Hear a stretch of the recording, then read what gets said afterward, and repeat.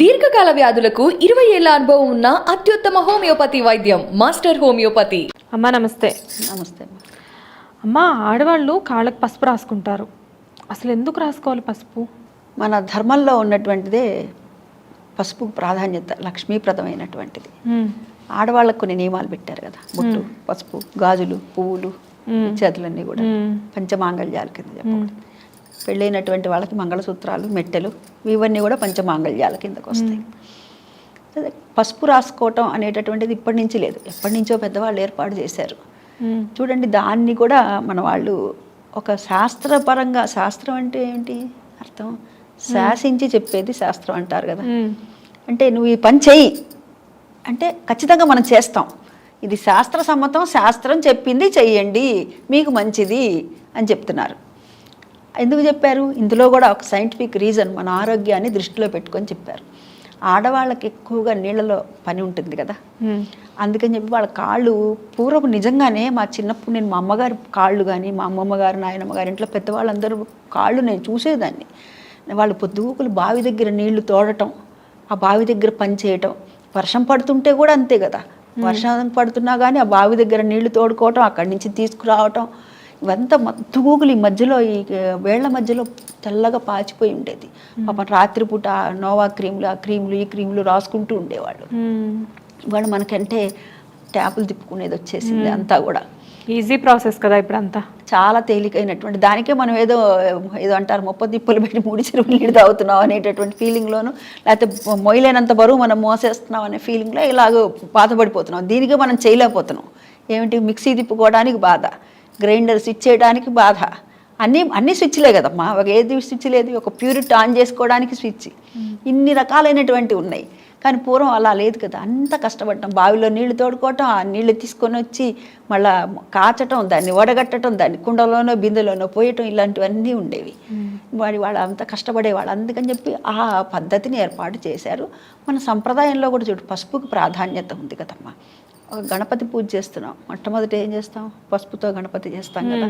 హరిద్రా గణపతి అని మనం 32 గణపతులు ఉన్నాయి కదా, 32 గణపతిలో మొట్టమొదటిగా మనకి చేసుకునేటటువంటి గణపతి, ఇంకా గౌరీ పూజకు కూడా పసుపుతో వాడతాం. అవునమ్మా, గౌరీ పూజకు కూడా చూడండి, ఏ పూజ చేసినా గణపతి పూజ లేకుండా మనం పూజ చేయం, హరిద్రా గణపతి అని చేస్తాం. అదేవిధంగా ఆడవాళ్ళు చేసుకునేటటువంటి ఏ నోము, వ్రతాలు, పూజలు, వాటన్నిటికీ కూడాను గౌరీదేవి. మొట్టమొదటిగా వివాహం అప్పుడు కూడా అమ్మాయి చేత గౌరీ పూజ చేయిస్తారు కదా, అప్పుడు కూడా సన్నగల్లు అవి పెట్టించేసి దాని మీద గౌరీదేవిని, కొంతమంది గౌరీ ఇంట్లో ఉంటే అవి తెచ్చుకుంటారు, లేని పక్షంలో ఈ గౌరీనే పెడతారు కదా.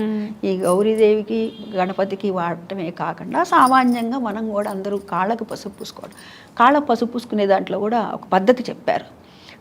ఒక చిన్న గిన్నెలో కలుపుకొని పూసుకోవడం ఒక పద్ధతి. ఇప్పుడు మరి రోజు పూసుకుంటున్నాం కదండి, ఏదో నలుగురు ఉంటేనో, లేకపోతే కనుక ఒక గుమ్మానికి పూయటానికో, లేకపోతే పేరెంట్ సందర్భంలోనో అయితే ఒక గిన్నెలో కలుపుకుంటామండి. నిత్యకృత్యంలో అయితే కాళ్ళకు పూసుకునేదానికి ఒక్కొక్కళ్ళకి, ఇద్దరికి చిన్న గిన్నెలతో ఏం కలిపేస్తామండి, ఇలా పూసుకుంటాం మేము అంటారు. తప్పు లేదు, అందుకు నేనేనా అంతే, చేతిలో వేసుకొని శుభ్రంగా కలుపుకొని దాన్ని కాళ్ళకు పూసుకుంటాం.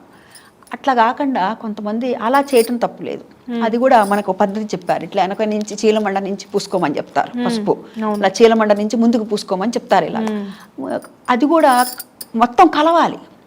ఎక్కడైతే కనుక కలవకుండా బొల్లులుగా ఉండకూడదు అనేవాళ్ళు. బొల్లులుగా ఉంటే బొల్లి పిల్లలు పుడతారు అంటూ ఉండేవాడు పెద్దవాళ్ళు. దీనికి కూడా అంటే అట్లా జాగ్రత్తగా తీసుకున్నాం అనుకో, మొత్తం కవర్ అవుతుంది కదా. ఎక్కడైనా కానీ కాలికి కవర్ అవ్వలేదనుకో, మళ్ళీ మనం వంటింట్లో చేస్తున్నప్పుడు ఇదేంటి కత్తిపీట ఉందనుకోమ్మా, ఆ కత్తిపీట కోసుకుందనుకో, కాలేసామనుకో, మరి వెంటనే దానికి సెప్టిక్ అయి నానా ఇది అవుతుంది కదా, అదంతా అవ్వకుండా ఉండటం కోసమని అందుకని చెప్పి మొత్తం గ్యాపులు లేకుండా పూయమన్నారు. గ్యాపులు లేకుండా పూయమన్న హడావుడిగా పూసేస్తాం కదా, మన మీద మనకు శ్రద్ధ తక్కువ ఆడవాళ్ళకి సహజంగా. అవునమ్మా, మగవాళ్ళకి ఇంట్లో ఉన్నటువంటి కుటుంబ సభ్యులు మొత్తానికి చేస్తాం, కానీ మన దగ్గరకు వచ్చేసరికి చేసుకుందాంలే అనిపిస్తుంది సహజంగా. అందుకని చెప్పి ఈ మాట ఇట్లా మీరు జాగ్రత్తగా పూసుకోండి, ఏదైనా తగలరాని తగిలితే ఖచ్చితంగా మీకు ఎక్కడైతే ఆ గ్యాప్ ఉందో ఆ గ్యాప్లో దెబ్బ తగిలితే మీరు ఇబ్బంది పడతారంటే మనం పట్టించుకోం. అందుకని బొల్లులు ఉంటే బొల్లు పిల్లలు పుడతారంటే భయం మళ్ళీ మనకి. అందుకని ఇక్కడ ఈ మాట చెప్పారనమాట. అంటే ఇది ఒక యాంటీబయాటిక్ కూడా యాంటీబయాటిక్కే కదా, ఖచ్చితంగా యాంటీబయాటిక్. చూడండి ఎవరికైనా ఒక చిన్న దెబ్బ తగిలితే వెంటనే మొట్టమొదట పసుపు వేస్తారు. ఏమైతుంది, రక్తం అన్నది అక్కడ గడ్డగట్టి ఆగిపోతుంది, కారటం కదా ముఖ్యంగా. అందుకని చెప్పి ఆడవాళ్ళకి నీళ్ళలో పని, ఈ కత్తులు కటార్లు చాకులు మరి కోస్తూ ఉన్నప్పుడు ఏదో చిన్న దెబ్బ తగలకుండా ఉండదు కదా. ఈ చేతికైనా సరే చూడండి, కూర తరుగుతుంటే ఎక్కువగా కోసుకుంటూ ఉంటుంది. ఆ చేసేటప్పుడు గాయాలు, కూరగాయలు కట్ చేసేటప్పుడు గాయాలు ఇవన్నీ కూడా మనకి మన దాకా మనం బాగుంటేనేగా, ఇల్లాలు బాగుంటేనే ఇల్లంతా బాగుంటుంది కదా.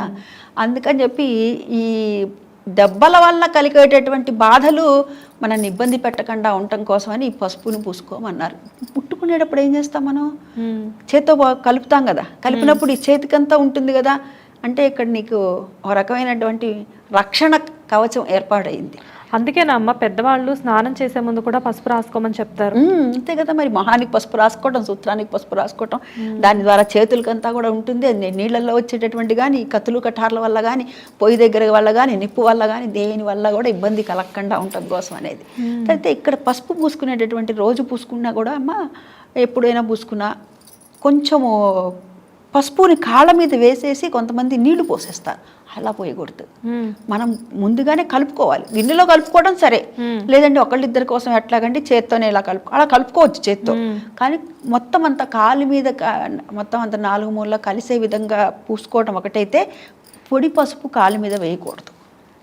పొడి పసుపుని వేయకూడదు ఎప్పుడు కూడా, మనకు తడుపుకొని దాన్నే పూసుకోవాలి. ఇదొకటి. ఇంకొకటి, గుమ్మానికి కూడా కొంతమంది ఒక్క గుమ్మమే కదా అని చెప్పేసి ఆ పసుపుని గుమ్మ మీద ఇలా చల్లేస్తారు, చల్లేసి నీళ్లు పోసేస్తారు ఇట్ట. ఎందుకంటే తుడిచినట్టుగా ఇలా మొత్తం అంతా కూడా స్ప్రెడ్ అవుతుంది కదా, అలికినట్టు అవుతుంది కదా. అలికినట్టు అయిపోతే మొత్తం పూసినట్టు అవుతుంది. అందుకని తర్వాత కుంకుమ బొట్లును బియ్యపిండి బొట్లు పెట్టచ్చులే అనుకుంటారు. అలా కూడా చేయకూడదు. మనం ఒక్క గుమ్మం అయితే మాత్రమే, ఇప్పుడు చేతి కాలుకి ఎలా పూసుకుంటున్నామో, పోని గిన్నె లేదు చేత్తోనే అనుకున్నప్పుడు ఇట్లా అక్కడే మనం చేతిలోనే కలుపుకోవచ్చు. కానీ దాని మీద మడుగు పొడి పసుపు అనేటటువంటిది కాలు మీద వేయకూడదు, అక్కడ కూడా వేయకూడదు. మనం ఎందుకు లక్ష్మీవ్రతంగా భావిస్తాం కదా, అందుకని చెప్పి మనకు గౌరవం ఇవ్వాలి. ఆడవాళ్ళు పసుపు పూసుకునే దానికి కూడాను ఎంతో సైంటిఫిక్ రీజన్ ఉన్నది. ఇటు ఆధ్యాత్మికంగాను, మనం ఆధునికంగాను. చూడండి, ఆషాఢ మాసంలో బోనాల సమయంలో మొదలు పెడతారు ఈ పసుపు పూసుకోవటం. ఆ తర్వాత నుంచి శ్రావణ మాసంలో పూసుకుంటాం కదా. తర్వాత భాద్రపద మాసం అంతా పండుగలే, వినాయక చవితి అని వరుసగా అన్నీ వస్తాయి కదా. ఆ తర్వాత ఆ సీజన్లోకి వెళ్ళేసరికి అమ్మవారి నవరాత్రులు వస్తాయి. అంటే ఈ వాతావరణంలో వచ్చినటువంటి మార్పులు ఎప్పుడైతే ఉన్నాయో వాటి వల్ల వచ్చేటటువంటి ఇబ్బందులకు పడకుండా ఆడవాళ్ళకి ఈ మాసాలన్నీ కూడా ఖచ్చితంగా పూసుకోండి అని చెప్పి, రోజు పూసుకోవడం మంచిదే. లేని పక్షంలో కనీసమైనది.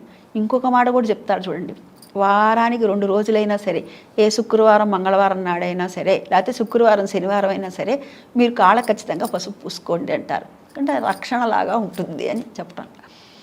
ఆడవాళ్ళు కాళ్ళకు పసుపు పూసుకోవటం అనేది చాలా మంచిది, చూడటానికి కూడా బాగుంటుంది కదా, అందంగా కూడా కాళ్ళు అందంగా కనబడతాయి కదా. నమస్తే అమ్మ.